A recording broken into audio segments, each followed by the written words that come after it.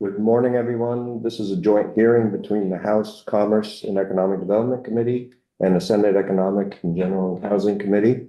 We're here this morning to take testimony, more to educate ourselves on what's happening nationally on the privacy level.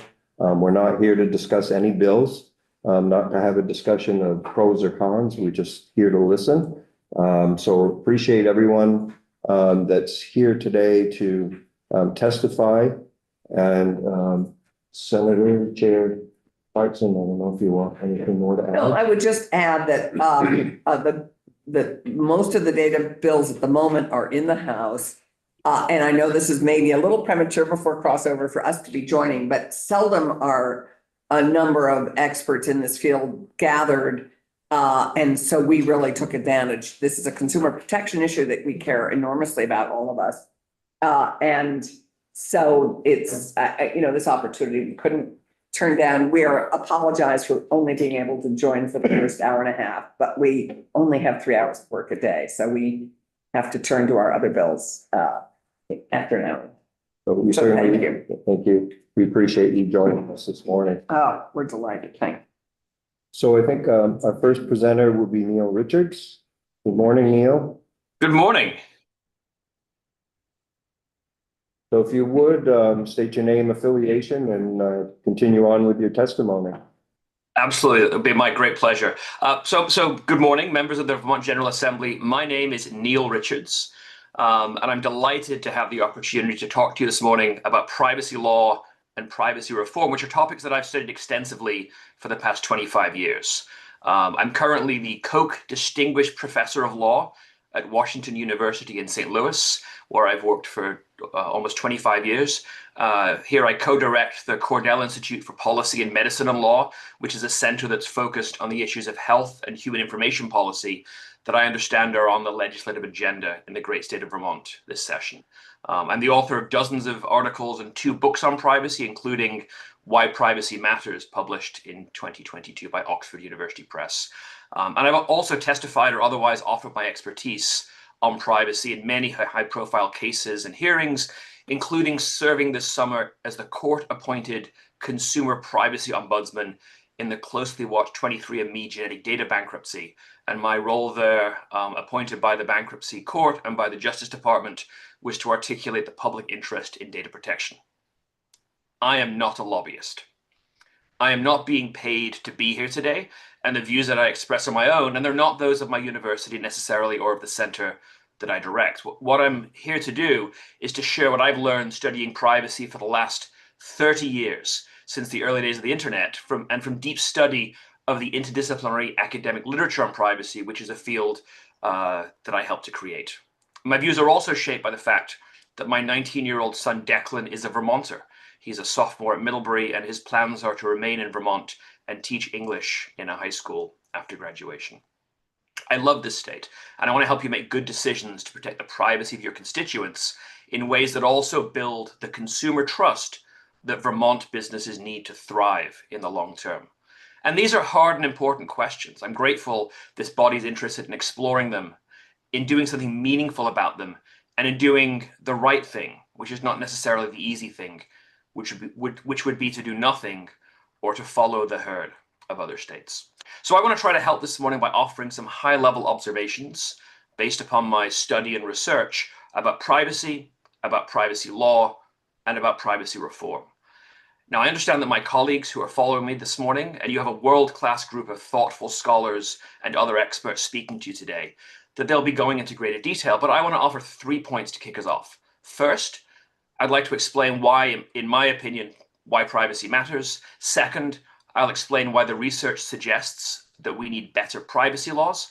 And third, I'll offer what I think are the 2 essential elements of any privacy law that is going to protect consumers in a meaningful way.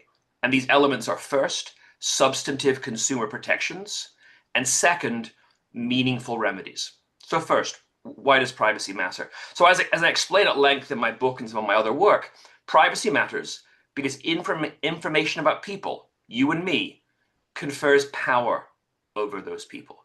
We need privacy over our personal information to develop our identities, to figure out who we are, to participate as free citizens in a democratic society, and importantly to this hearing, to be able to participate as consumers in a digital economy free from manipulation, exploitation, and exposure. Now, some people will tell you that human data is necessary for our economy, for innovation, whatever that means, or to train AI models. And that might be true to some degree, but the people of Vermont do not deserve to have their lives as open books to marketers and data scientists, AI developers, police, masked federal immigration agents, or other entities who seek information about them. A right to privacy is a fundamental right necessary for any decent democratic society, and that right should be extended to corporate uses of human data as well as to government uses. Importantly, the burden of protecting privacy should not be placed solely on busy, ordinary people to protect that privacy from all of the entities that are seeking their data for whatever purposes they want. Moreover, as I have explored in a series of articles with Professor Hartzog, who I believe you're going to hear from next, good privacy rules are necessary to build the trust that businesses need to thrive. Just as with doctors and lawyers, and I say this as a lawyer myself, if we have real trust in the entities we share our data with, the entities we expose ourselves to, we will share more data and everyone becomes better off. But importantly, real privacy protections are necessary if this is going to happen. So that's why privacy matters. The second thing I want to talk about this morning is why we need better laws to protect our privacy. I was in law school when the internet came into ordinary people's lives, so I've been with the digital revolution from the beginning. During the dot-com era, the basic regulatory idea was that people might have varying privacy preferences, so companies could write down their privacy practices in a privacy policy, people could read that policy, and they could make informed privacy choices as a result. And this has been the default approach to privacy regulation in the US, and importantly, both the overwhelming weight of scholarly evidence as well as common sense reveal that this default approach has been a colossal failure. People don't read privacy policies because they simply cannot. There are too many of them from too many companies that we encounter, hundreds and hundreds of pages just to read them. Ask yourself, have you read the privacy policy for your ISP, your email provider, your search engine, your cloud provider, your AI assistant, your car's operating system, your bank, your grocery store loyalty program, your child's learning management system, or any of the other dozens and dozens of businesses that hold your data? Do you know who they share it with and when? There are more of these documents than any consumer can read, much less understand. And if you do read one of these policies, as I do with my students every fall at WashU, where I teach information privacy law, you'll find it to be simultaneously dense, vague, and unhelpful. It takes us an hour of upper-level graduate students just to understand. We typically use Amazon's policy. People struggle to remember all of their passwords. How can we expect them to remember dozens of sets of terms of service and what their answers are to all of those constantly changing settings? And the answer, of course, is that we cannot.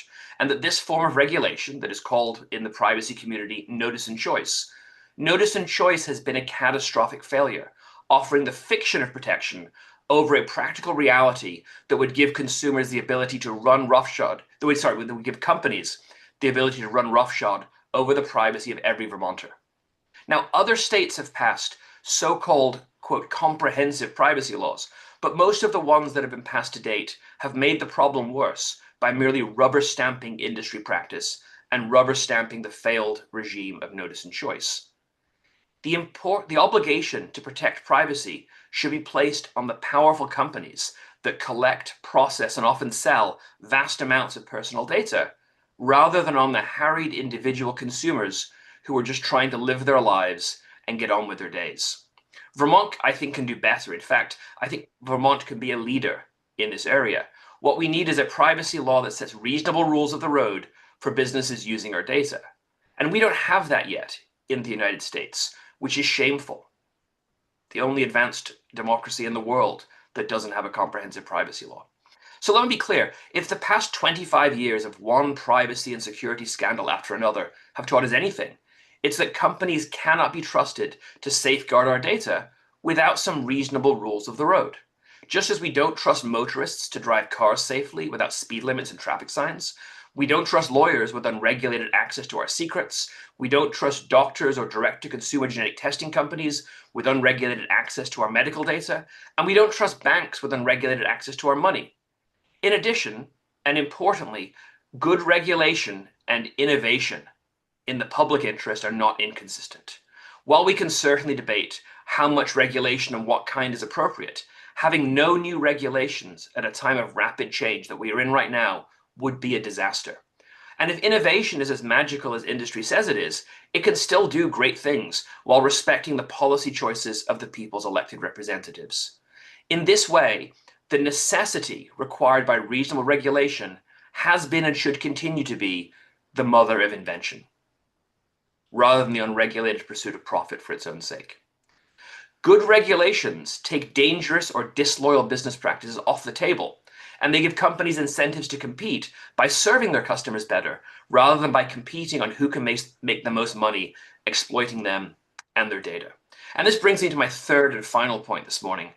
What are the essential elements of a good privacy bill? And I want to be clear, I appreciate the reminder earlier. I'm not here to endorse any one bill over another, but I think it should be clear by now that my view, as well as the view of the large community of privacy scholars, is that any bill that just doubles down on notice and choice is not remotely enough. Any bill that relies on people having to read dozens and dozens of privacy policies, and then in order to protect that privacy, it makes them take affirmative steps with dozens and dozens of companies, isn't remotely enough to empower companies, just to empower consumers, much less to protect them and their families. So I think there are two elements that a good privacy bill should have. They are substantive restrictions on dangerous data practices, and they are meaningful enforcement by both the government and by private citizens. So first, a good privacy bill needs substantive restrictions on what companies can do with personal data, rather than acting merely as a recipe for extracting permission from confused consumers. One essential substantive restriction is what we privacy lawyers call data minimization. Data minimization means you only collect the information you need to provide a service to your customers, and you delete unnecessary data when you're done with it. Data that isn't needed shouldn't be collected, and data that isn't collected cannot be misused, it cannot be taken by law enforcement, and it cannot be leaked in an inevitable data breach. Another different kind of substantive restriction is a duty of data loyalty that requires that while human data can be used to provide a service, it cannot be used to betray consumers, or it cannot be used to act contrary to their best interests. These are the kinds of obligations that our law has placed for centuries on doctors, lawyers, corporate officers, agents, and trustees, and they would work wonders if we wanted to be serious as a society about protecting people from the powerful companies that process our data and increasingly come to shape our very lives. Substantive restrictions like data minimization and data loyalty are essential because they take some of the most dangerous data practices off the table, and they require companies to use consumer data for good purposes, serving their human customers rather than exploiting them or betraying them. Besides substantive restrictions, the second essential feature of a good privacy law is meaningful enforcement, and this also has two elements. The first of these is enforcement by the government, such as the Vermont Attorney General's Office, which I note has a long and proud history of consumer protection, and it should be allowed to continue to do so with appropriate resources. But the second of these is a private right of action that lets people, in this case Vermonters, whose rights have been violated, sue to enforce those rights. Now, tech companies hate private rights of action, and they devote literally millions of dollars to pay lobbyists who will tell you just how awful they are. But if you oppose private rights of action, what you're essentially saying is that companies should be able to break the law and harm people, and that when they harm people, there's no recourse other than to complain to the government. What this really means is that tech companies want to be able to break the law and have no consequences for doing so. It's the opposite of regulation. In fact, it's an invitation to misbehave. If you want to make a law ineffective, just make it unenforceable. That's when it will be ignored. And that's essentially the gospel that the tech lobbyists are preaching. And that's a recipe for lawlessness, the same kind of under-regulated wild west of data exploitation that has gotten us into this mess in the first place and diminished the trust that people have in the companies that use their data. But by contrast, a law that creates protections, in this case for privacy, needs to have some mechanism that makes sure those protections are respected. This is what private rights of action do, and it's what they've done in our law for centuries. Indeed, the foundation of American law itself, Marbury versus Madison, famously restated the ancient legal principle that for every right, there should be a remedy. And that's all private rights of action are, and they're only controversial in privacy reform because they are the essential ingredient that makes law work. A privacy law protecting the right to privacy without a private right of action is likely to be a toothless law, as state attorneys general's offices are already small and overworked, protecting consumers across the whole range of consumer protection issues. So let me conclude by thanking you for your time and offering one final observation. When it comes to privacy, I think the worst thing that this body could do would not to be to do nothing. Doing nothing would be the second worst thing you could do. The first worst thing you could do would be to pass a weak privacy bill, one that lacks substantive protections or that lacks meaningful enforcement like a private right of action. A law of this kind would create the illusion that privacy had been protected, but it would merely rubber stamp the kinds of exploitative and unfair trades in personal data that the privacy law had purported to fix. It would create the illusion that privacy reform had happened and that the legislature could move on, even though the problem hadn't been fixed. And this is particularly a problem in the tech sector because privacy is today's legislative problem, but tomorrow's, and maybe also today's, is going to be artificial intelligence. A good privacy law will help to address the problems that AI presents to our communities and to our families, but a bad privacy law will make things worse. A bad privacy law will mean that the problem doesn't get fixed. It'll be bad for the legislature because it failed to fix the problem. It'll be bad for your constituents because they won't be properly protected. And it'll be bad for business because exposed consumers are afraid to give those businesses the trust and then the data they need to thrive. And that's why privacy matters. And it's why a privacy bill with substantive protections and meaningful enforcement is essential in Vermont and throughout the country. Thank you for your time. Thank you, Neil. Okay. Jordan, I believe you're up next. Good morning. I have some slides prepared today and I will get those shared. Are you seeing my slides? Yeah. Yep. Terrific. All right. Good morning, everyone. Thank you to the members of the House Committee on Commerce and Economic Development and the Senate Committee on Economic Development, Housing, and General Affairs for the invitation to be here today. For a quick word about myself, my name is Jordan Francis, and I'm a senior policy counsel on the U.S. legislation team at the Future of Privacy Forum. FPF is a global nonprofit organization that advances principled and pragmatic data protection, AI, and digital governance practices. We convene leaders across industry, academia, and the public sector to provide expert analysis, benchmarking, and best practices that support responsible innovation and regulatory compliance. In my role, I support expert independent analysis of federal, state, and local consumer privacy legislation and regulation. My work primarily focuses on tracking consumer privacy legislation, specifically comprehensive consumer privacy bills, and doing comparative analysis to help stakeholders like yourself make sense of the legislative landscape and trends. Now, 10 minutes is far too little time for me to cover a complex topic like data minimization today, but I hope that my testimony will provide a balanced and nuanced overview of data minimization requirements as they have historically been understood and integrated into privacy and data protection frameworks, as well as some emerging legislative trends. For more in-depth coverage of this issue, please refer to my data minimization report published last June on the FPF website. With all that said, let's get into what is data minimization. Part of what makes it difficult to talk about data minimization is that when this topic comes up in debates around privacy legislation these days, I think that people are often talking not just about data minimization, but about a broader set of interrelated concepts. Modern information privacy law and data protection is primarily based on a set of principles developed in the 70s and the early 80s, known as the Fair Information Practice Principles, or the FIPS. These are a set of core principles and baseline rules for the collection and use of personal information that have proven extremely influential over the decades. Among those principles are collection limitation, purpose specification, and purpose limitation. These ideas are fairly straightforward. To generalize them, you should not collect or retain personal information beyond what is in some sense necessary for your purpose. You have to notify someone of the purpose for using their personal information when you collect that information, and you have to get that person's consent to use their information for reasons that are incompatible with the purposes you disclose to them. That is data minimization in a nutshell. Don't collect more data than necessary to accomplish your identified purpose, and it connects back to these other principles. This is beneficial to consumers because it protects them from excessive, purposeless data collection, and it also helps businesses by reducing their risk exposure. Now, different articulations of these principles have appeared in a variety of data protection frameworks across the globe in the last 50 years.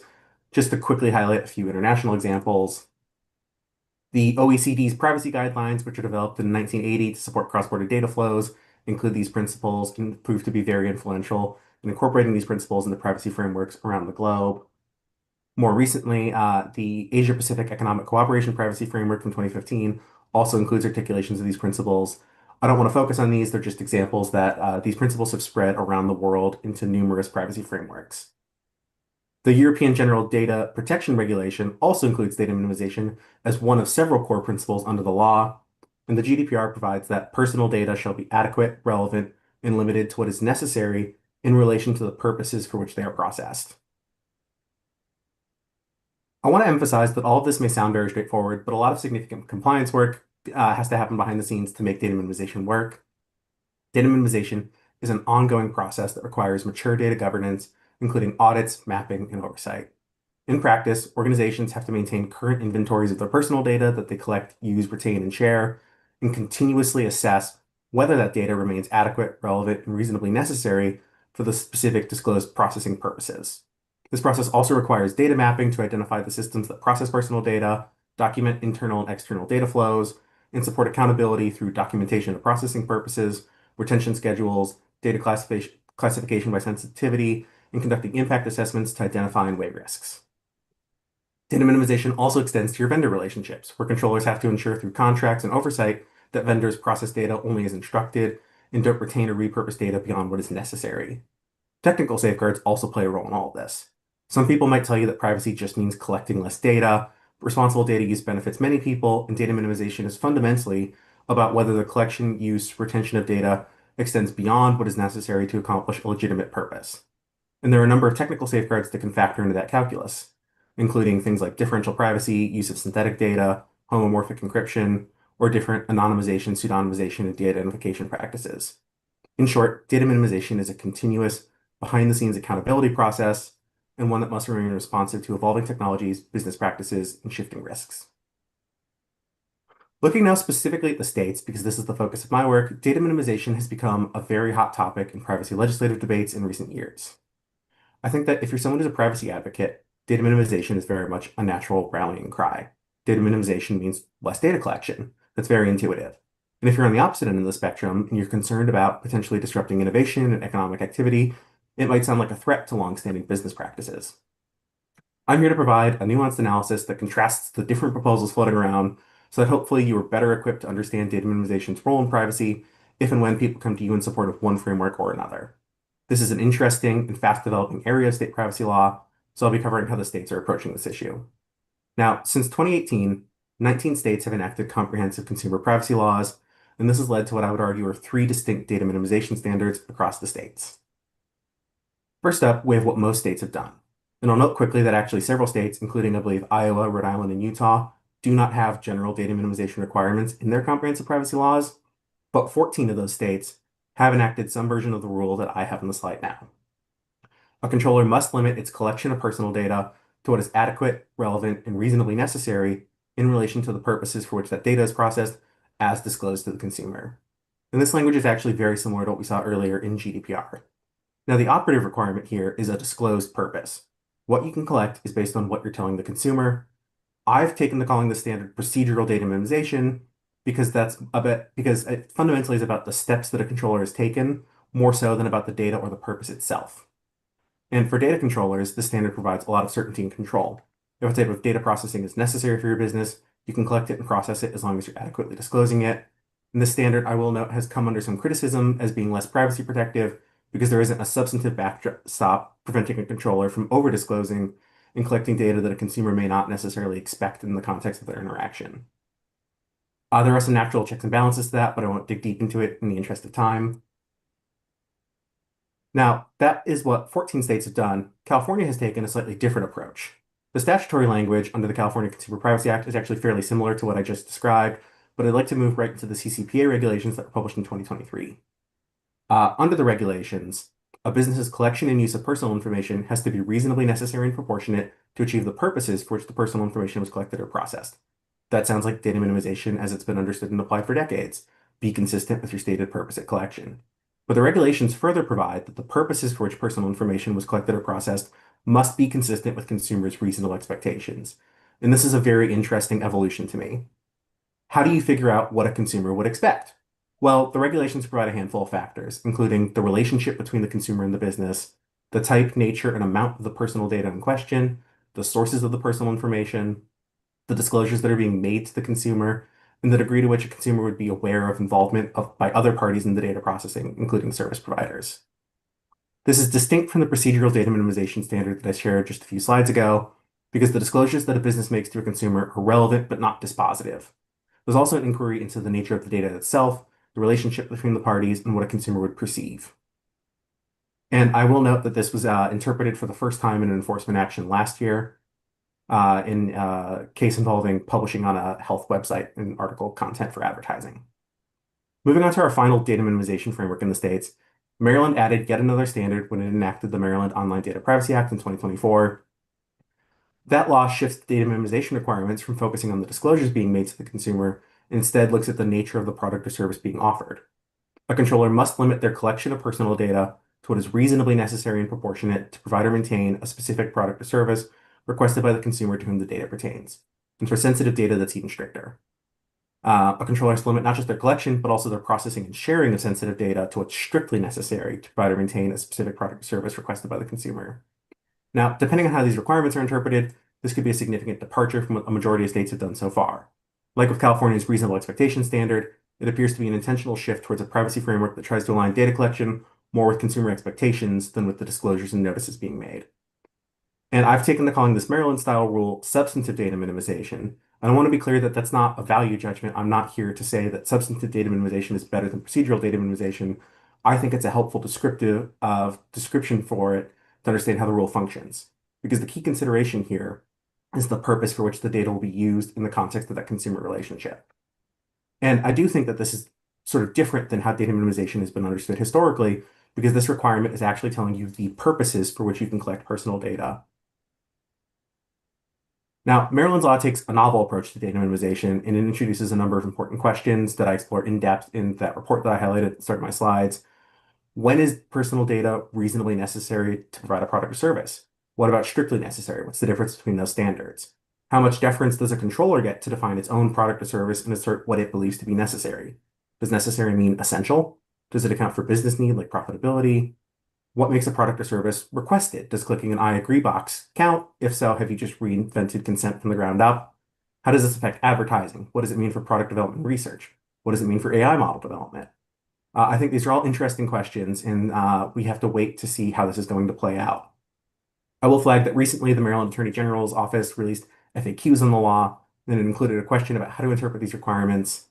Their answer is that this will be based on the expectations of the reasonable consumer and how that data, about how that data will be collected and used. While it's maybe not a significant clarification on a number of the questions that I'm exploring with this standard, it does suggest that this approach might be converging with California's, or that you can at least try and approach them similarly in a compliance program. Finally, I won't linger on this point, but I do think it's important that I say that Maryland isn't the only law to require this kind of data minimization standard. There are similar requirements in sectoral laws, including Washington State's My Health, My Data Act and the New York Child Data Protection Act. Neither of these laws, however, have been enforced yet, so we're still awaiting more detailed guidance on how to interpret necessity in practice. And so to conclude, data minimization is a decades-old concept that is common to privacy and data protection frameworks, but it may mean different things to different people. 3 distinct models have emerged in the States, and they all offer different things, different positives, different potential criticisms apply to them. Hopefully, after my presentation today, when stakeholders come to you to discuss data minimization, you can ask them for specifics on what model they prefer, why, and how that requirement will fit in with the rest of the statutory framework for whatever privacy legislation you consider. With that, I'm happy to pass the mic to Professor Hartzog. Jordan, thank you very much. Professor Herzog? Hello, can everyone hear me okay? Yeah. Excellent. Thank you so much. Vermont legislators, thank you for the opportunity to speak with you today. My name is Woodrow Hartog, and I'm the Andrew R. Randall Professor of Law at Boston University School of Law. My job doesn't depend upon me taking any sort of position, and everything I say here today is the result of my independent research on privacy issues over the past 20 years. I'm not here to advocate for any bill, but I would like today to talk to you about the importance of substantive data minimization. So I tell my information privacy law students, many of whom I hope are watching now, that if an evil wizard were to come and take away all the privacy rules in the world and I could keep only one privacy rule, I would keep substantive, not procedural data minimization. That's because substantive data minimization, if done correctly, is one of our very few rules that actually works to keep companies from abusing our personal data. Other rules like requiring transparency or giving people control over their data are actually preferred by Silicon Valley because they don't actually hold those companies accountable or interfere with the business models that rely upon the exploitation of our data. In my testimony today, I'd like to highlight three virtues of data minimization. First, data minimization is probably our most effective defense against hackers and careless data breaches. Every day, a story comes out that some company has been hacked and our personal data has been exposed on the dark web. AI is only going to make this worse as companies are marketing chatbots as girlfriends, therapists, and personal shoppers, creating an ever larger stream of data.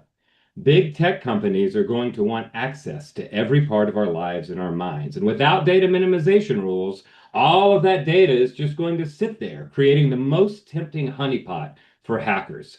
And that's a huge problem because data breaches will happen.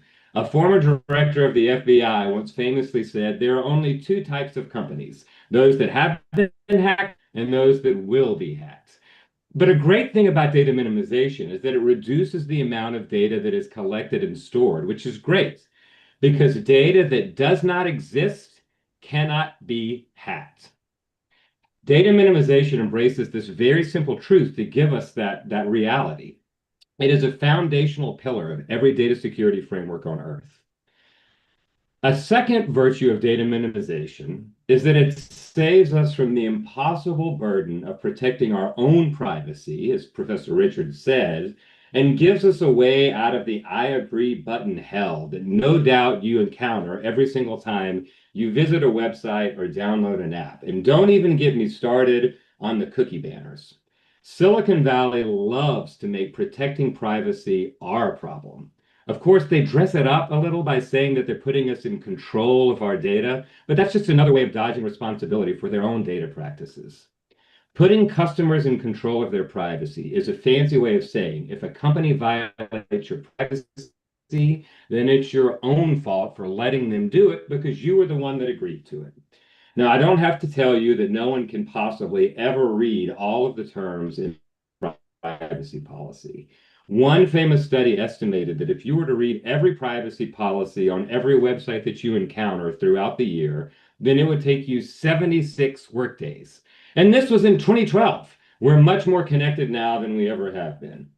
And even if you were to somehow take the time to read all the terms in the privacy notices, which you shouldn't, there is simply no conceivable way that we could understand all the innumerable risks inherent in our jaw-droppingly complex data ecosystem. There's simply too much information from too many sources using data for too many purposes that change too quickly for any one person to ever keep it all straight. People should be protected no matter what they choose about their data. Data minimization puts the burden of privacy protection where it belongs and where it can most easily be borne, on the company collecting and using our personal information to use only what is necessary for a service, and then make sure that it is consistent with our expectations, and then forget the rest. Now, a final and maybe the most foundational virtue of data minimization is that it cuts straight to the heart to what is at stake in this debate. The freedom to live our lives in a world where the deck is massively stacked against us by large tech companies. As you've likely noticed, Silicon Valley is working to turn everything that we do, and everything that we think into data that they can then collect and exploit for profit. And I don't have to be the one to tell you this, just look at the trends. First, big tech comes for our internet browsing habits, and then they came for everything that we do in our day-to-day lives, including how long we linger in the grocery store, where we're going when we walk down the street, and a complete history of our friends, lovers, and coworkers. Next, they're coming for what's inside our heads. And if you don't believe me, I would love to show you the patents that have already been filed to monitor our brainwaves and are already in the pipeline to make it into our earbuds and our eyeglasses. Silicon Valley isn't even trying to hide the fact that their end goal is to read every thought and quantify every emotion that you'll ever have again for the rest of your life. The only thing that will slow this ominous march towards total surveillance is strong rules that limit what data can be collected and what that data can be used for. And here's the thing, big tech is not going to stop unless lawmakers make them. After this hearing today, I imagine that Silicon Valley lobbyists and the organizations that they are bankrolling are going to come to you and they're going to repeat the myth that data minimization rules will harm innovation. This is Silicon Valley's favorite move, and it has always been a false choice between human progress and corporate accountability. You're also likely going to hear the argument that data minimization will harm the small businesses of Vermont. That is also a myth. In my experience, a lot of the noise coming from small businesses is really big tech in disguise.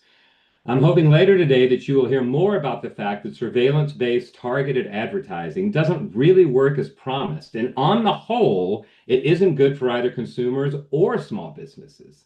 The price of being an ordinary member of society should not be having to have all of your online activity tracked and assembled and used against you.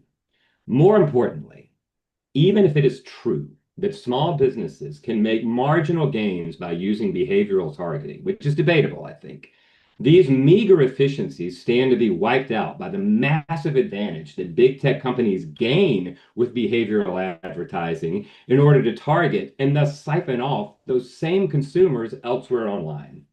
It all comes down to this.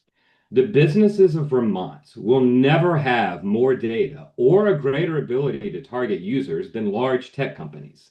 And if it is really true that it's data that determines the fight for our attention and for our money, then Silicon Valley is going to win every time. In other words, when it comes to behavioral advertising, Silicon Valley gets the meal and the small businesses of Vermont get the table scraps. The citizens of Vermont and its local businesses deserve more than table scraps. If lawmakers were to pass a privacy law without strong, substantive data minimization rules, what they're doing is letting big tech keep the tool that they use to undercut local businesses of Vermont at every turn. The false narrative that meaningful privacy rules will hurt innovation and economic growth is what led lawmakers to ignore privacy for 3 decades. That abdication of responsibility allowed a devastating data-hungry business model to thrive, giving us a version of the internet that has ravaged small businesses of Vermont and everywhere else.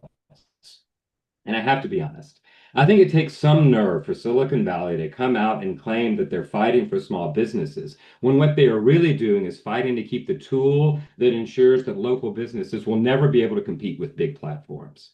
My whole 20-year journey researching privacy has consistently reinforced the fact that big tech companies will always collect and use as much data as they are allowed. And it's not just the local businesses that have been put at a disadvantage here. The lack of strong data minimization rules has resulted in a data free-for-all that endangers the citizens of Vermont, deprives them of their autonomy, fractures their attention, and interferes with their ability to make meaningful life choices. So in conclusion, data minimization is probably the single most important data privacy rule because it protects our data from hackers. It puts the burden of protecting data where it belongs, which is on the data collector, and it makes it harder for big tech to consistently undercut local Vermont businesses. In short, the people and businesses of Vermont will never be free in a digital world without strong, substantive data minimization. Thank you very much for the opportunity to speak with you today, and I look forward to your questions. Thank you, Professor.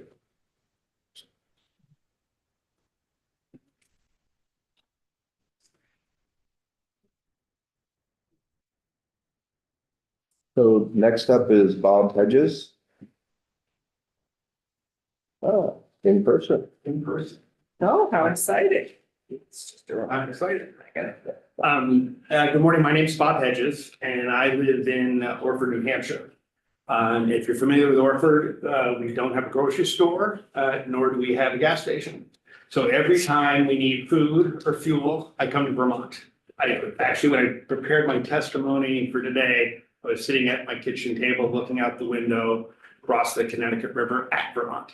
So I very much appreciate the opportunity to be here today and contribute to the discussion about data privacy. Before I get into my specific comments, just a little bit of my own background. Long ago and far away, I graduated from Dartmouth College with a major in economics and computer programming. Went to graduate school at MIT. I had a master's concentration in finance. I spent my career in financial services, working both as an operating executive and as a management consultant around the planet. But most importantly, in terms of the context of today's conversation, for the last 8+ years, until just this past September, I worked at Visa. And the last 5 years of that period, I served as Global Chief Data Officer for Visa with global responsibility for how we collected, used, managed data, and had global responsibility for all our AI initiatives. And it's sort of that kind of what I'm going to bring to the meeting today. Having retired from Visa, I'm presently serving as a research fellow at MIT's Initiative in Digital Economy, where I teach data science to graduate students. Great. And work on a whole series of research projects regarding how to make the data ecosystem work better for consumers. Now, my experience as Chief Data Officer at Visa taught me a lot about the critical imperative of managing data responsibly. Visa is a global business founded on all the parties in retail commerce trusting each other. And we served more than 4.9 billion consumers and more than 175 million merchants. We operated in more than 180 countries with distinct data privacy regulatory obligations. So my life has been about how to get this right, both as a corporate executive, trying to make sure we did the right thing and stayed within compliance with the law, but also did the right things for consumers so that they would have confidence in the system in which they could engage using their card and sharing their data. And with that backdrop, I want to address 4 topics today that try to make this whole conversation more right. First, I want to talk about how artificial intelligence has evolved rapidly over the last half-decade and how that changes the whole game regarding how we think about data. Regulations that were developed a decade ago are sort of obsolete in the context of what's possible today. Secondly, I want to define and describe the different types of data that are collected and used in commercial applications. Everyone keeps talking about data. I want to talk a little bit about the specific things that actually matter to consumers and matter to businesses. Thirdly, I want to describe how data is actually used to develop consumer profiles that then are used in commercial applications. So what are people doing with all this data that they so zealously want to collect? And finally, which has been commented on a little bit already, I want to discuss the role of consumer consent. Or did consumers actually give permission to how their data is being used or not? So to begin with, quickly reviewing the evolution of artificial intelligence or AI. At the beginning of my career in the 1980s, data was often difficult to access and difficult to assemble. Computer power was actually quite limited. Processing time was long. You always ran jobs overnight. It would take 24, 48, 72 hours sometimes to complete an analysis. So you worked in the context of very slow and complex mainframe systems. Over the decades, however, computers, telecommunications, real-time connectivity, database management tools have advanced significantly. Processing power today enables large-scale computations almost instantaneously. Telecommunications allows instant messaging of the output, either to the business or directly to the consumer. These capability, which allows speed, integration, and computational power, that's what enables artificial intelligence. It's sort of doing the same thing we always tried to do in the past, but faster, quicker, and more powerfully. Now, with this much stronger technological and analytical capability, data has become the key fuel. What data you have or can get access to drives the scope of the issues and opportunities that you can examine, analyze, and model. So let me take you through sort of 6 categories of the types of data that we would think about and people working with data in the business space try to get their arms around. First, personally identifiable data, data that is unique to you, and it's used to establish who you actually are. So your social security number, your credit card number, your phone number, your email address, personally identifiable data is protected under most regulatory approaches because it's how it is that we know you are you. The second category is sensitive personal data. Data elements where their misuse could significantly impact a person's civil liberties. Examples of sensitive personal data include data regarding an individual's racial or ethnic origin, a person's religious or philosophical beliefs, a person's sexual orientation, or biometric data, such as fingerprints. Sensitive personal data generally receives special treatment under most regulatory frameworks. Now, in terms of trying to use data, as we've been talking about, transactional data becomes really important. Data that defines a specific financial transaction that you engaged in, like making a purchase at a store. The relevant data is the dollar amount, the store name, the store location, the time of day. All that data is part of what's used. Geolocation data, data that establishes where you physically were at a specific time. It's collected from your mobile device or from your automobile, and it gives, or it's the most recent transaction that occurred with your credit card. Data that gives the collector of the data your GPS coordinates. Shopping data, data that captures the history of what effort you put into searching for a product or service to purchase it. The web searches you conducted with a tool like Google, the websites or mobile apps you visited where you picked up cookies or cross-site tracking, the geographic location of the stores that you've been in. There's all data that comes through your mobile device and data that's available for analysis. And then finally, intention data, data that's developed to infer your intentions, an assessment of your intentions, what you're going to purchase next. So like what you have in your online shopping cart, or Google's review of your Gmails, or searches that you've done, or what you post and the interests you articulate on Facebook or TikTok. All that is collected and used to infer your intentions. And of course, there are many other categories of data. There's health data, there's wealth data, there's personal interest data, and we could sort of go on about that. But the data that we produce is increasingly growing as our lives become more digital. The data is sometimes referred to as digital exhaust, and they can be collected and assembled and curated to inform any analysis you want to do on modeling consumer behavior. Now, for commercial application purposes, consumer data is assembled and analyzed to create profiles or personas or signals. A profile or a persona or signal is used by marketers and businesses to do 2 things. 1, determine the likelihood of a consumer taking a certain action, for example, purchasing a specific product or service. And 2, assessing what tactics might best influence the consumer doing that, right? So profiles are extremely important to businesses and in marketing and digital advertising. Profiling how to influence the consumer's ultimate shopping and buying decision has indeed become a big business in of its own right. Now, to make this concrete, we can review a series of examples applying consumer data for profiling and signaling. The purposes of the examples is to frame what data is valuable, and 2, how the creative data scientists can today build data sets, profiles, and models to provide insights into consumer behavior. We commonly refer to these models or applications as use cases, the specific consumer behavior decision that we're seeking to analytically understand, model, and ultimately influence. I'll start with 3 examples that probably everyone would agree are good examples in the best interest of the consumer. So example 1, a credit card fraud alert, when an uncharacteristic purchase is made with your credit card and your bank notifies you of a potential fraud. The data is the historical record of all your past credit card purchases, the store, the amount, the location, the time of day. Example 2, a recommendation to you from a streaming service like Netflix, based on what shows you've watched in the past. The data being used is the historical record of what shows and movies you've previously watched.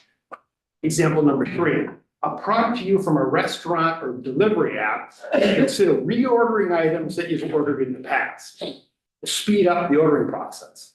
The data is the record of all your past purchases from that provider. These examples or use cases are generally beneficial to consumers. You understand where the data is coming from and how it is being used. A second set of use cases might feel a bit more edgy. You may or may not think, how did they know that? So 3 examples. Example 1, your mobile phone always knows and can report where you are. In the case like waiting for an Uber driver to find you, the value is clear and immediate. You can also, however, be delivered targeted advertising from retailers or restaurants based on the specific street address that you're near. The data being used is your mobile phone's location. Example 5, you receive marketing offers in social media or emails about discussion topics from conversations at home. The data being leveraged is the in-home conversation history being collected by digital assistants like Siri or Alexa, devices that may sit in your living room at home, listening and tracking your evolving interests and preferences. Example 6, you receive personalized recommendations about your general health. Data in this case being leveraged is the continuous tracking of body metrics, sleep, movement, exercise, and heart rate by various health and activity apps, combined with your purchase history around health and dietary supplements. Leveraging personal data for the purposes of fine-tuning a marketing message is called personalization. Business marketers will trumpet the benefits of the time-saving convenience and the value of anticipating consumer needs. Some consumers will certainly think how great it is that they knew I was going to need that. Another group of consumers will wonder, how did they know that about me, potentially complaining that it's creepy. Now, let me go to a final set of 3 cases, use cases that most consumers will probably view as both intrusive and negatively distracting.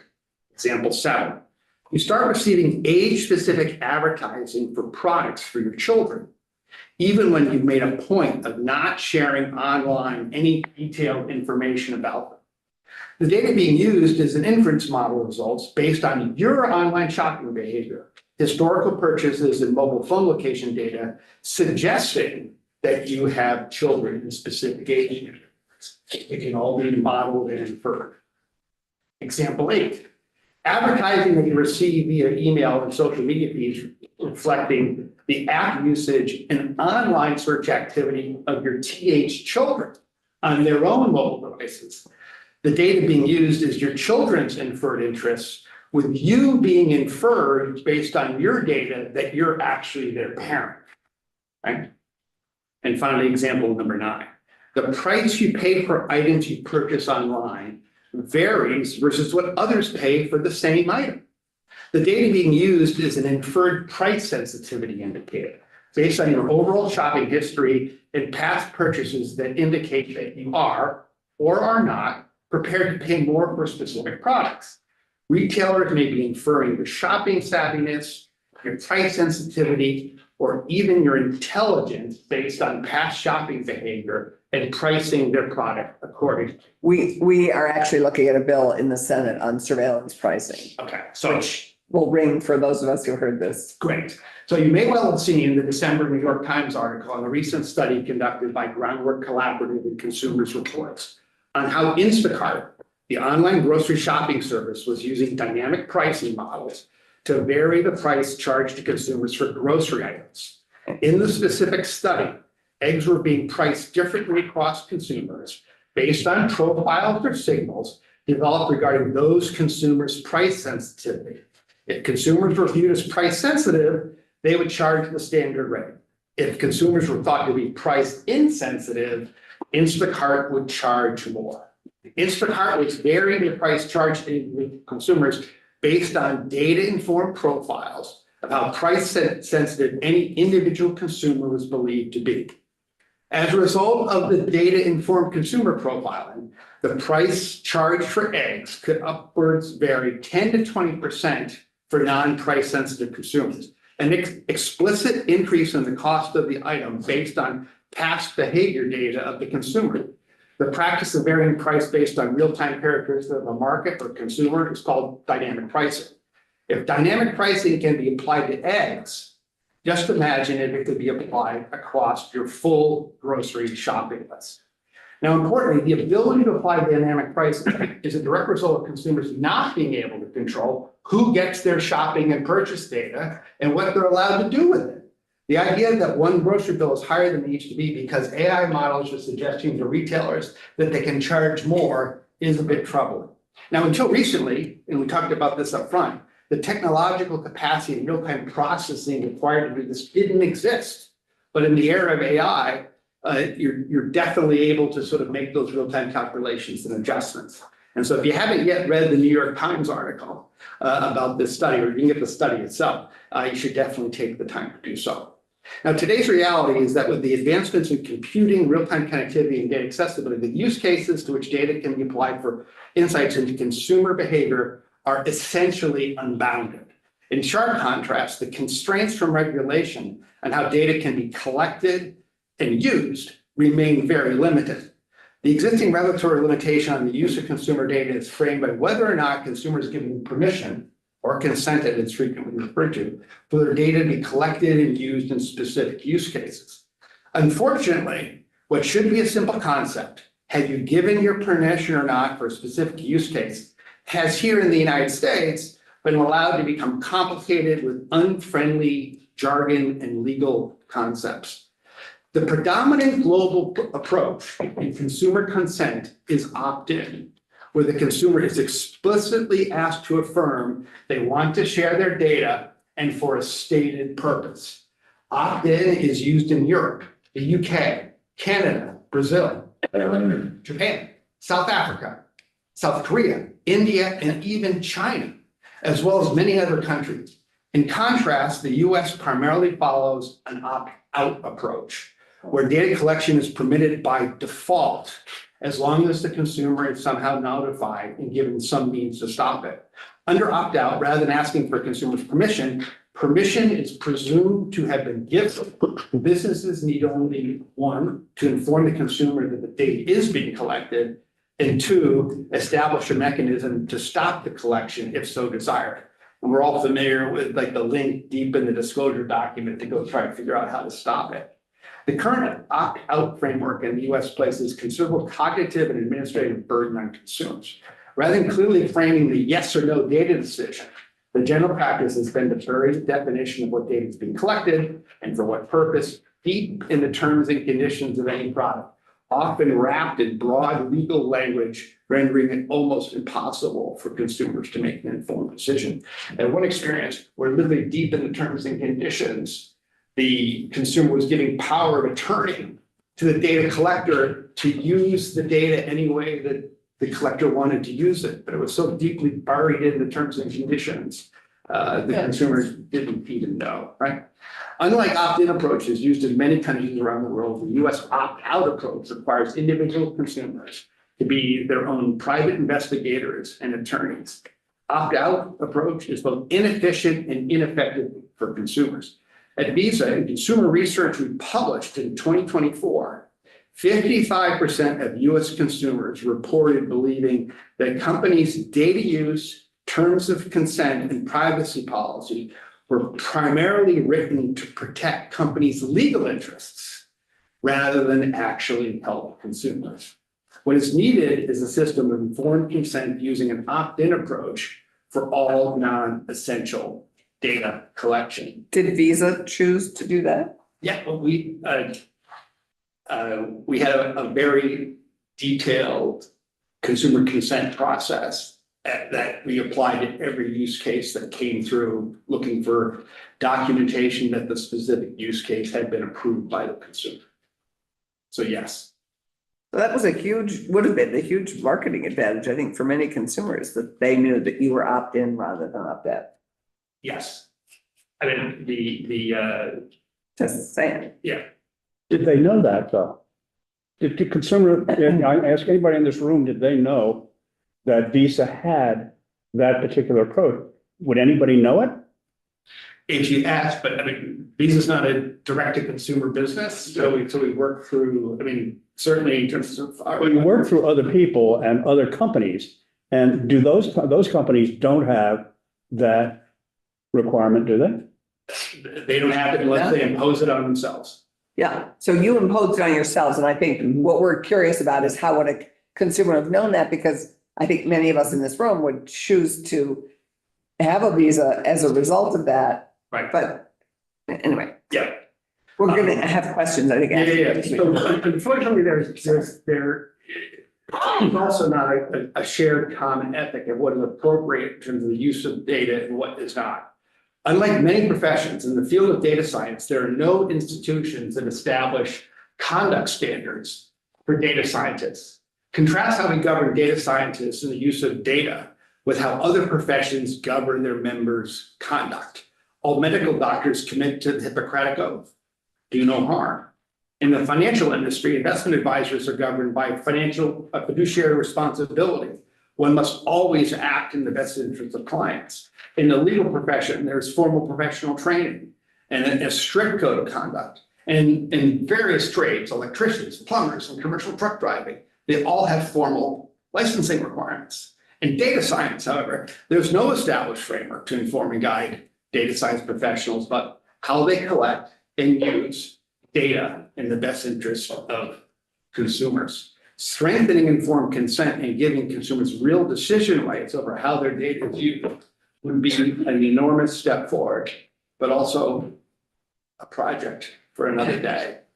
Now, what's in closing, what is encouraging on this front is two things. One is there's a whole wave of technological innovation being done, lagging a bit what's happened with AI, but nevertheless creating more granular data controls, creating tools that consumers use, creating chatbots that allow the efficient review of corporate policies and data practices.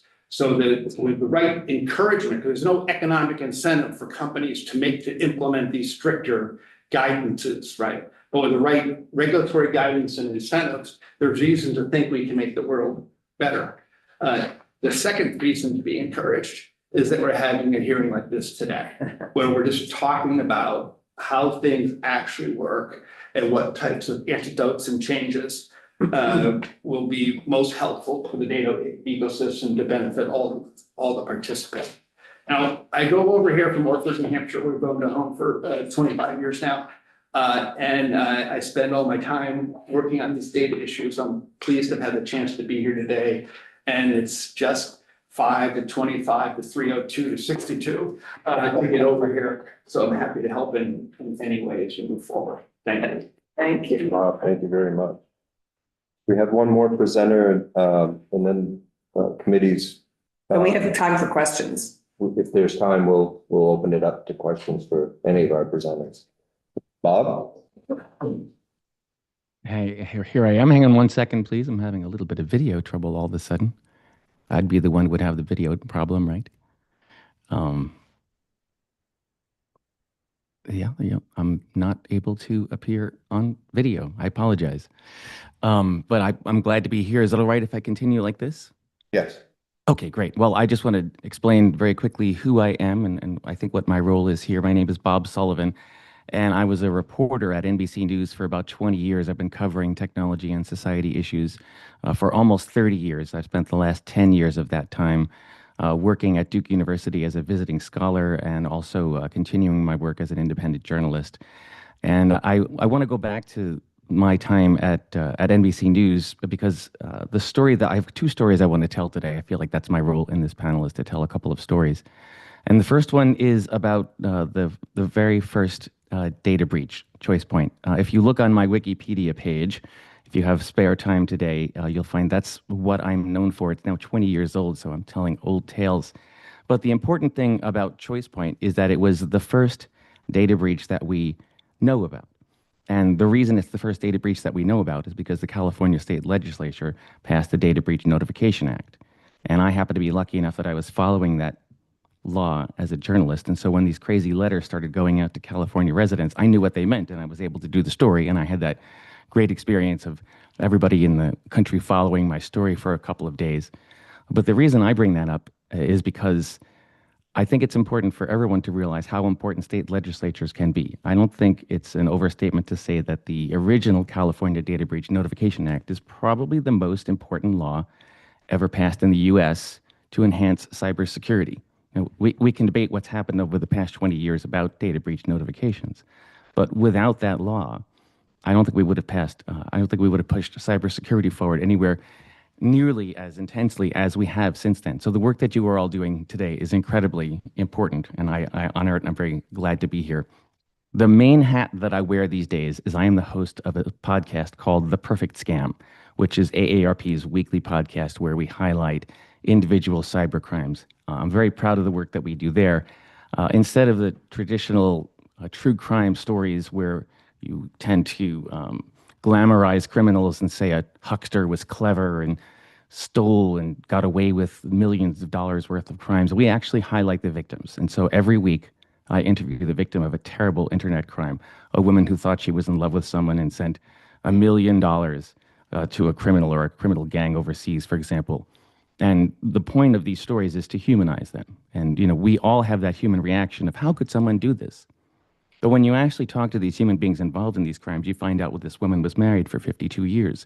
She was signing 50 papers the day that her husband died, and somebody called with the 51st paper and saying they were from the insurance company. These stories always have a backstory. And the reason why this is relevant to your work here today is because so many of these crimes are fueled by data collection in one way or another. The radioactive waste of our time is what happens to this data once it is either sitting in a place where criminals can steal it, or when it is sold by data brokers or other entities to criminals who intend to do harm. Now that seems far-fetched, but just a simple Google search will yield dozens and dozens of stories of where this is relevant. Just last month, the California Privacy Protection Agency fined a data broker named Data Masters and kicked them out of California because they were selling a list like this. They had 400,000 postal addresses for Alzheimer's patients. They had 2 million addresses for blind or visually impaired people. They had 100,000 addiction sufferers and 1 million people with bladder control issues. Now, I just want all of you to sit for just a moment and think about what criminals could do, or anyone who just wanted to do ill, with a list of Alzheimer's patients, with a list of people suffering from cognitive decline. It makes my skin crawl to think that companies collect this kind of data. And of course, the way that they assemble these lists is up for grabs, and that's an interesting topic of discussion. Most of these are inferences. These aren't checkboxes, or they're not buying this data from hospitals. They've inferred this from merging databases or from other behavioral observations. This is not a one-off. My colleagues at Duke University have been studying data brokers for a while now, and Justin Sherman wrote a piece about a year ago for Lawfare, where he highlighted the criminal activity at 3 companies, Epsilon, Macromark, and KBM, who collected lists and sold lists for years of essentially lead lists for criminals running things like sweepstakes scams. So some of these companies, you know, you probably have heard in your time that these companies categorize us as things like urban scramblers or fit and fun. They give us names. Well, in this case, they had a name for people who were likely to be victims of a lottery scam solicitation. They were known as opportunity seekers. So they had lists of opportunity seekers that they would sell for years. And there are emails that the Justice Department, when they filed criminal charges against these companies, that they found where the executives at the company knew what they were doing. There's one email from a worker who said, "Who responds to this stuff?" Well, obviously, we have those people. So these companies were expert at identifying who would likely be willing to respond to, say, a lottery mail solicitation. And there's a devilish feedback loop to this. So not only did they help these companies buy lists for years of who would be a likely victim, but they were able to hone these lists, and their algorithm got only better and better at finding victims rather, for the criminals. And eventually all 3 of these companies had to settle with the Justice Department.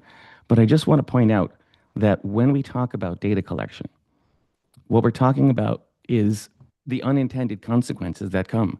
Again, the radioactive waste that comes when companies are allowed to collect data, when companies are allowed to assemble data, when companies are allowed to sell data. And what we haven't even breached, which I know all of you are aware of, is what happens when criminals can access this data. And that's what happened in the ChoicePoint story originally.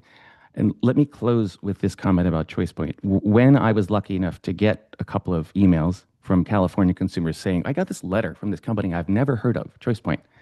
And they tell me that somebody has accessed my data and that I should take action to protect myself. I don't know what that means. I knew what it meant because I had followed the law. So I called up ChoicePoint as a reporter and I said, explain to me what happened here. And the head of PR from ChoicePoint said to me that criminals had stolen data, but they had only stolen it from California residents. This attack didn't affect anybody else. And this is the only time I've ever done this in my career. I said, wait a minute, you're telling me that when the criminals went in and broke into these systems, they specifically selected California residents? And he said, yes, that's right. They only stole data from California residents. And I said, I'm going to pause here and tell you that's ridiculous. And, I'm going to have to put what you're telling me into my story. We're immediately going to say it's ridiculous. And he said, that's our statement. That's our story. They only stole data from California residents. Now, the only reason that he said that was because that was all they had to do to comply with the current state of the law at the time. So notifications only went out to California residents, and 24 hours later, they had to confess that, yes, of course, criminals stole data from the entire country. But I say that to you because that's how literal companies are, of course, when we have regulations. So they will do the absolute minimum required by whatever it is that you're considering. And so, whatever you're considering passing legislation, I want you to think about the original ChoicePoint story and the idea that criminals might only steal data from, say, Vermont residents. And I'm happy to take questions from you, and I'm very thankful for the opportunity to speak to all of you, and I honor the work that you're doing. So thank you. Thank you, Bob. Thanks. Questions?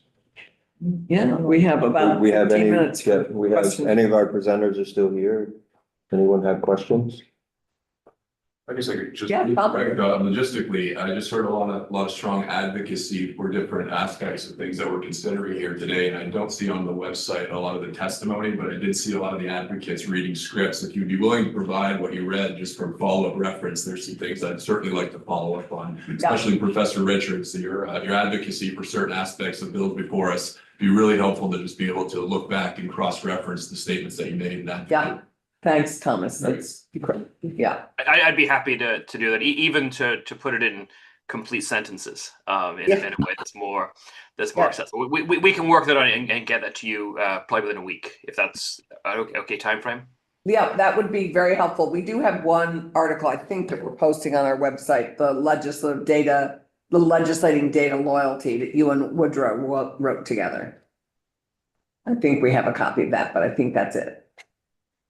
It's dangerous to ask an academic for sources, but we'll put a curated list together for you that we hope will be Transcript of the statement. Yeah, I think just what you Okay. read, I think what Thomas is asking for is your testimony. I think we'd ask for every one of you is your testimony.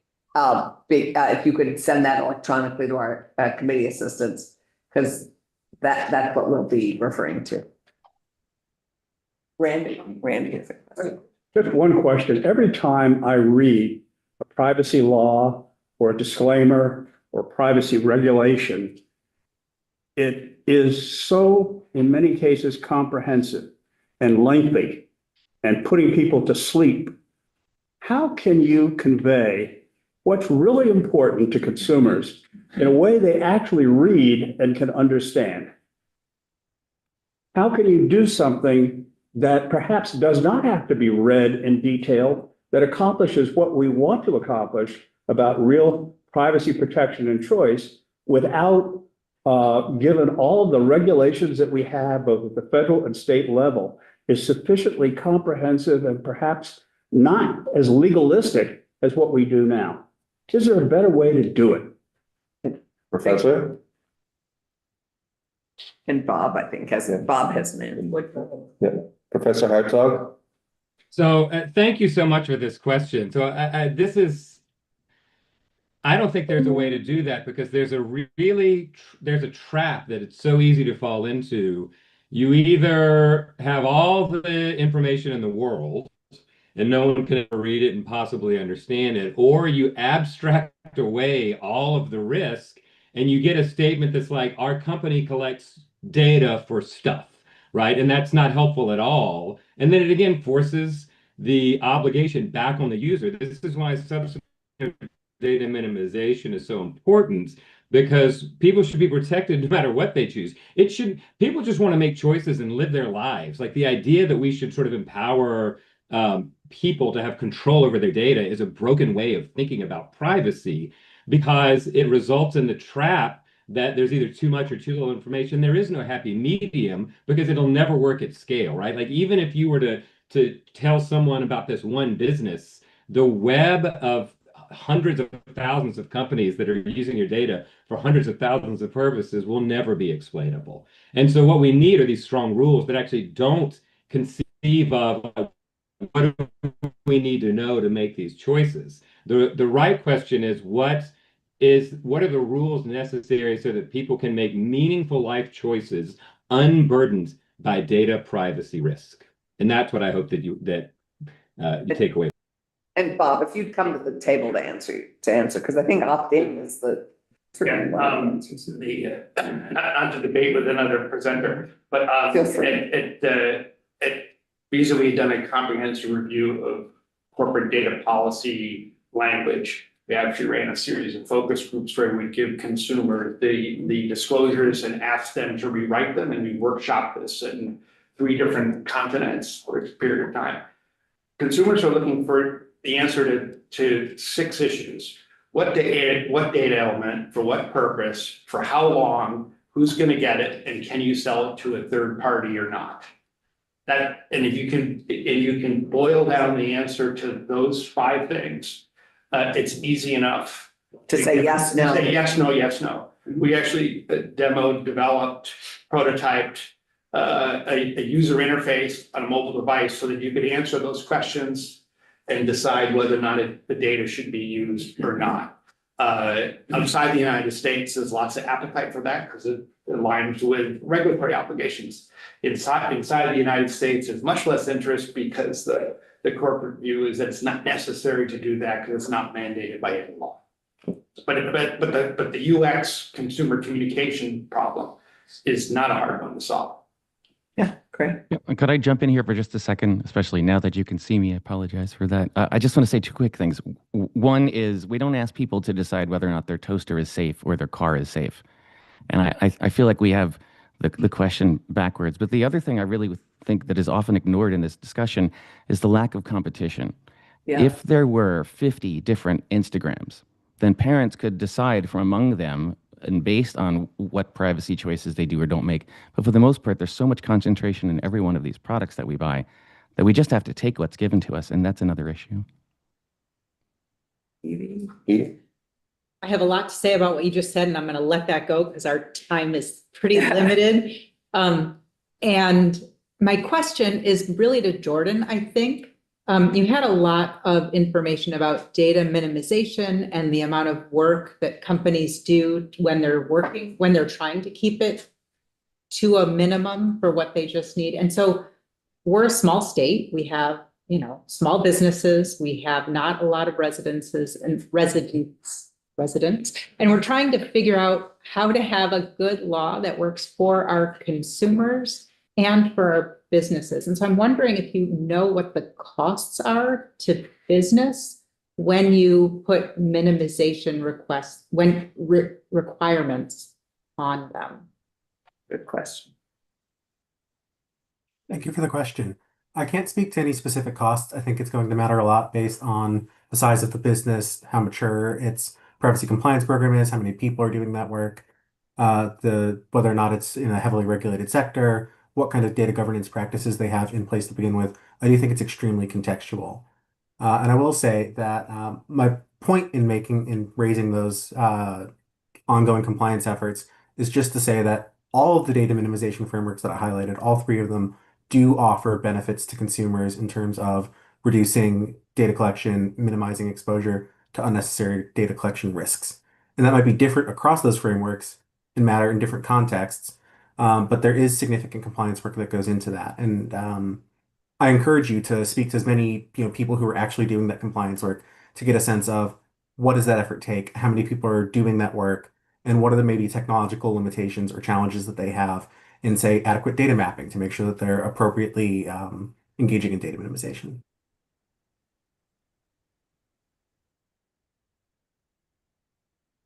Monique? Oh, Yeah, and I don't know if this is a question for Bob or Professor Hartzog. I know both. Professor Hartzog, you mentioned the kind of the ways that, and we're gonna have a segment on targeted advertising, but you kept referencing the ways in which big tech undermines small businesses' ability to like basically operate and advertise. And I know this comes from, I was just wondering if you could share a source, which I think Bob also has a relationship with as far as Equisty's work, but I was wondering if you could explain that a little bit. Sure, absolutely. So the source that I'm referring to is a professor, one of the most well-respected professors in our field, named Alessandro Acquisti, who is now at MIT's business school. And he has done a lot of research recently about the ways in which the stated benefits of targeted advertising get canceled out by the incredible advantage that large platforms gain in then being able to siphon off those same customers because they get the same amount of data, right? And so when there's no restrictions on what gets collected, then these incredibly powerful platforms are far better at targeting and siphoning off customers. And so I'm happy to make a collection of those sources if you're interested and submit them along with my testimony if you're interested. That'd be great. Thank Yes, you. please. This Bob? Come on. I didn't know if it was fair to, I knew you were working with us all. He's nodding his head, so. Reference to Alessandro's meeting at MIT is he is the academic researcher on this issue. I think the other thing to consider relative to this question of effectiveness of the advertising and whether or not it has deteriorated the competitiveness of small businesses is more the issue in a world of agentic commerce, where, I mean, today more than 60% of all purchases in the United States begin with search. And if we head towards a world where it's not just a search, but it's fulfilled through an AI agent, it's not a level playing field for small businesses, period, full stop. And I think the advantage that the agents have is the access to all this data and the ability to proactively come at you with an offering or discussion of a need and be able to immediately fulfill on it, as opposed to your shopping purchase decisions triggered by the fact you happen to be in town that day and the general store is open, right? And if needs are modeled and anticipated and proactively marketed to through what one can do with data and agents, it dramatically disadvantages the business that is dependent on the hours in which it's open. So, and drive-by traffic. so is that 60% of all purchases, both in person or just 60% of online purchases? Both. Wow. Because the search process begins. There's a whole lot of consumer research that's been done on the issue of how people shop and the role of digital tools in that process. The number of pages you have to go through to get a different answer is ridiculous. Yes, and even if you end up going to the store to make the purchase, it usually begins with and a lot of that research is public. I'd be happy to enable you getting access to it. Please do, thank you. You can stay there for a second. We'll have one more question. Jonathan? Good morning. I had long assumed that part of the trade with respect to free services was that the data was essentially taking the place of a financial exchange. Is there a meaningful distinction between the matters that we're discussing now that pertain to a carton of eggs or something that someone then buys versus the sort of experience of trading data for free software as a service or things of that nature? Does the introduction of a financial transaction with currency make a difference in who a consumer is, and therefore the extent to which they can be protected? Neil? Good question. That's a great question. I would say to some extent, but substantively no. A lot of the so-called free services on the internet were justified on the basis not of the data, but of the advertising, right? And I think if companies had come out at the beginning and said, we are a search engine, we are a social network, give us all your data and we'd give you a free service, consumers would have overwhelmingly rejected that bargain. And the empirical evidence going back 3 decades on consumer expectations about privacy on the internet backs that up enormously. I think when Mark Zuckerberg testified at the Cambridge Analytica scandal, he was asked by Senator Hatch, how do you make money? And Zuckerberg's response was not, we give free services in exchange for data, or we give services in exchange for payment in data. He said, a direct quote, Senator, we serve ads. And I think the whole scope, as Professor Hartzog got into, as if I can call them the Bobs, as they got into in their testimony, the back end data processing, data collection, data analysis is so far beyond the comprehension of consumers that it cannot be seen as part of the transaction for 2 reasons. One, it is complicated and too hard for the ordinary consumer to understand, just like we don't understand how our toaster works, to use an example someone has used recently. And second, companies go to great efforts to hide what they are doing behind design, behind public pronouncements, behind vague language in advertising and at the top level of privacy policies. And so there's a lot of obfuscation that goes on that I don't think you could reasonably say in today's digital economy that there is a knowing and fair transaction for, quote, free services in exchange for data. Thank you. With that, we are going to have to depart Senate 1040 back in our committee room. And thank you so much. This has been a terrific, great updates and new information. And we will see you after the House sees you in terms of follow-up. Okay, great. Thank you to all our presenters. Just want to be sure that people that are following us on YouTube, that we'll be taking a short break. But when we come back, we'll be on the House Commerce's YouTube channel, and right now we're on Senate Economic Development YouTube channel. So with that, Kira, I think we can go off live and we'll be back at 10:45. Right.